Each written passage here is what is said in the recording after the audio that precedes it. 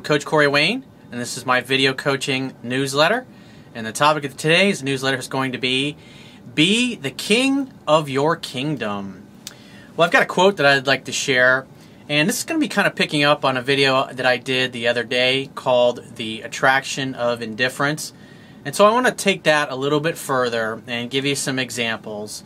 And because this past weekend I spent the week with my dad on his boat, and we were down in South Florida, and I'm not a bar fly or a party animal. I don't go out and drink 24 beers over a 12-14 hour time frame like I used to do when I was in my 20s pretty much every fucking weekend. You know, now I might just have a few beers, go out. And so I was out with my dad, and so we went down to this place that had music. It was just a lot of people there. It was a restaurant, bar. They had music. People were like dancing on the bar. It was pretty cool. They were doing salsa and some other stuff, and so they had a live band, and it was really a cool place and a cool venue. And so what I want to talk about in this video is body language and just subtle things to look for, and kind of taking things a little bit further, like what I talked about in my video the other night. But before we get into that, I want to read this quote here that I wrote down. All too often in life, we allow people into our inner circle who do not belong there out of our own desire for love, acceptance, and significance. Many times we will automatically give credibility to the opinions of people who have not earned it to influence us. A true friend is one to whom you can speak aloud without fear of judgment or acceptance. A true friend will make a mutual effort towards nurturing your friendship. If you have energy vampires in your life who rarely have anything positive or encouraging to say about you, your choices, or how you live your life, invite them to make someone else's life miserable instead of yours. So if you're going to be out at a social function or some kind of bar or restaurant, or kind of like a public type of venue where I was my dad this weekend, there's some things I want to talk about that you can do. Now, I'm lazy. I don't go around pursuing women, but if I encounter a woman who's just fucking bad to the bone, there ain't no way she's leaving without her and I talking and me getting her phone number or a date right on the spot. And so what I love to do about what I'm going to share with you and what I did this weekend, and my dad was also doing it too, because he just tends to, because what's really cool about body language and physiology is that other people around you who are in rapport with you will exhibit the same kind of physiology, the same kind of body language, as long as it's more efficient, more peaceful, more certain, and more relaxed. And so in this particular venue, it's just like the title of the video, be the king of your kingdom. So if you're going to go to a place, and you know, especially like if you have fear of rejection, or you're just afraid to talk to women, or even eye contact is scary, the beautiful thing about this is you don't have to fucking do anything. And just by your posture, your body language, how you sit in your chair, and your eye contact, you can use that to just sit back, chill, and enjoy yourself with whoever you happen to be hanging out with. In this particular case, I'm just chilling with my dad. Just two bachelors hanging out for the weekend. Obviously Father's Day weekend.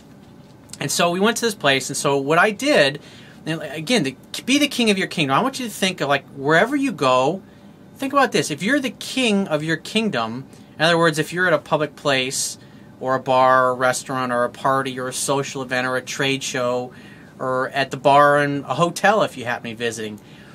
So when you sit down, I want you to think about where you're sitting as if it's your throne, as if this is your place, it's your party, and these people are your guests. Almost have the physiology and the body language. Think of yourself as like a silverback, a male silverback gorilla, sitting on his throne. I mean, think about it. What does a silverback usually do? He's usually kind of sitting on a hill somewhere, chilling out, watching all of his little babies and all the women that are part of his, and the adolescent gorillas that are part of his group. And since he's the most dominant male, other gorillas, other silverback gorillas that might want to come into his domain, obviously just a look or him raising his voice is enough to make them bow their head in submissiveness and kind of walk away. And sometimes they get obviously challenged in the while as they get older. But if you were to have a body language and a look in your face of peace and contentment, like all is well. This is all mine. These people are all here for me. And if you're a king of your kingdom, what usually happens? Usually there's plenty of fair maidens, and they want to try to get your attention. And so, like, what we were doing is we were sitting on bar stools. And so what I did is I leaned back, and the bar was behind me, and I had both my arms back, and the beer was usually on the bar. And so now I'm totally leaning back, my legs are spread out, and I'm just literally taking up way too much space. I basically acting like I owned the place almost, just the way I was sprawled out. And I'm very comfortable because it totally exposes your core.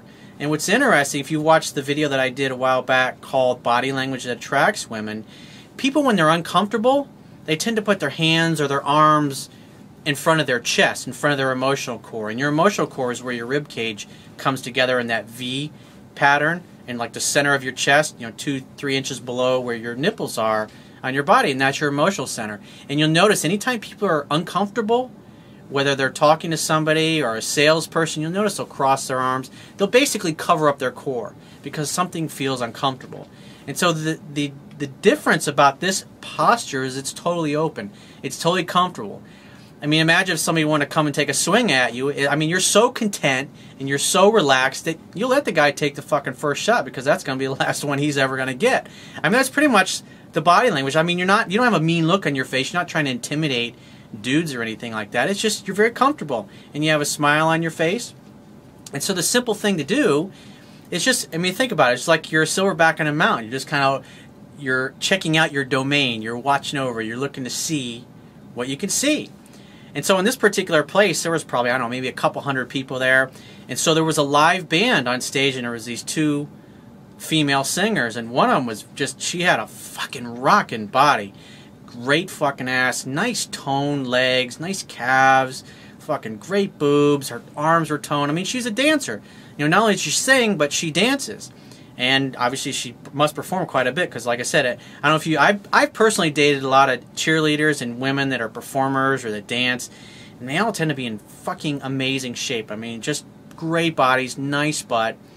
And so as I'm sitting, I'll give you, there was like, I think 3 different women over there. We were there maybe an hour at this particular place.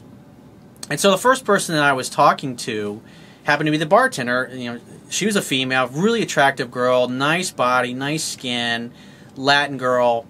And so I ordered a drink for myself and for my dad. And so I don't even remember what I asked her. I asked her a couple questions, but this girl, she the only way she could have expressed how much she was not interested in me is if she just came out and said, dude, I have no desire to fucking talk to you. Just, what do you fucking want? Let me get you a drink and leave me the fuck alone. I mean, that's almost kind of like the energy. I mean, there was just zero interest. Now, the average guy is thinking, oh, I'm going to sit there all night and try to talk to this girl. It's like, I'm path of least resistance, dude. You know, because, like, if you think about it, if you're trying to swim upstream or up a river, you're just going to wear yourself out. Just like getting caught in a rip current. When people that, I mean, every once in a while you hear about somebody dying at the beach because they get caught in a rip current. Like, you know, because I live in Florida, a tourist comes there and they don't know any better. They get in a rip current and they try to swim against it. They try to swim into shore and they don't get anywhere. They actually just end up going further and further out. And the best way when you get in a rip current is swim with it, because eventually you'll swim out of it. Path of least resistance. So I'm not going to waste any more energy in this girl. It's just give me my drink. And after the time, she was so cold that I ended up ordering from the next few rounds of drinks that we got from one of the guy bartenders that was back there. And I just, you know, I had my back to her and I just fucking completely ignored her. But even still, when she walked around, never looked in my direction, never made any eye contact. That's pretty obvious, no fucking interest at all. And that's the beauty about this. Like, you don't have to really do anything. You're just having chit-chat conversation. And so as I'm sitting there and I have this body language and the physiology that I have, is I'm watching the band up on stage, and I'm looking at the girl because I'm just amazed at her body. And so when they got done with their set, you know, they took a 10-15 minute type of break. I just noticed she kept looking over in my direction, and then I didn't think anything of it. And so, you know, I saw her walk out the front door. In the meantime, there was a bar kind of there's a stage, and then in the middle, to the right of the bar the stage is a bar. And there was a really cute bartender there. And as I was walking by, I just walked up to her and said, hey, where's the bathroom at? And she tells me. And so a few minutes later, after I came back, I sit down. And then later on, when the band started playing again, what I happened to, you ever get the feeling that somebody's looking at you, somebody's staring at you? And I look right over, and this girl, she's looking right at me. She maintains eye contact and just smiles.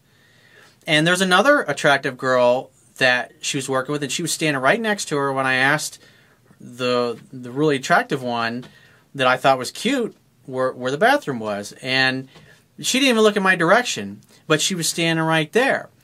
And so those are simple little things. So if I really was that interested in that girl, I would have gone and made other conversation, gotten her phone number, or made a date on the spot. But, I'm on vacation.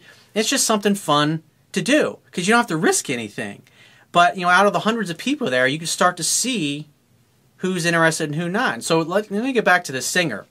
So she gets off stage, she kind of walks out front, and I just kind of wasn't really paying attention. I'm just kind of, in the meantime, I'm having a conversation with my dad. We're talking, we're drinking beers, we're having a good time. And so a few minutes later, I'm just kind of like looking around the room, and then I look because there's a balcony, there's a second floor, and there's a singer. She's on like the middle of the landing, the stair landing that goes from the second floor to the first floor. And I look over, and she's just staring right at me. And she's on stage. And I don't know if you've ever dated women, high achiever type, very successful, very confident women, the kind of women that are used to getting lots of attention and they know they're fucking hot. Well, I happen to look over and I see this singer. She's standing on the landing and she's looking right at me. And so I look over and I just, we make eye contact. And the thing is, 99.999% of the women, when I make eye contact with them, they usually within a couple of seconds they look away. And when you encounter women that are really confident, really have their shit together, and they're interested or they find you physically attractive, they're not going to look away. Because it's something that's very rare. It doesn't happen that often when you go out, because the average person, the average woman you're going to meet just simply does not have that much confidence. And so I must have held eye contact with her for probably 8-9 minutes.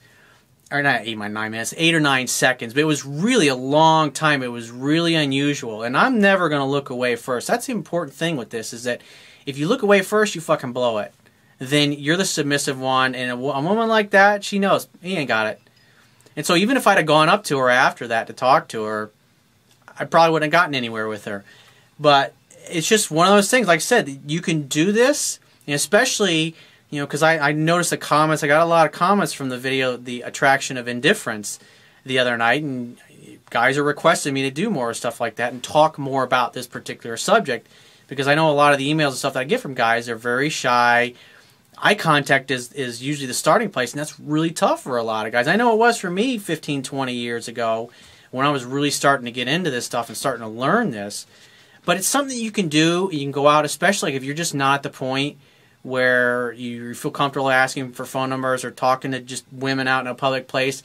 It's just a great thing that you can do. Subtle thing. You can go out with your buddies, and they might not even know what you're doing. But if you lean back and you're chilled, they'll get in it because it's a comfortable way to sit.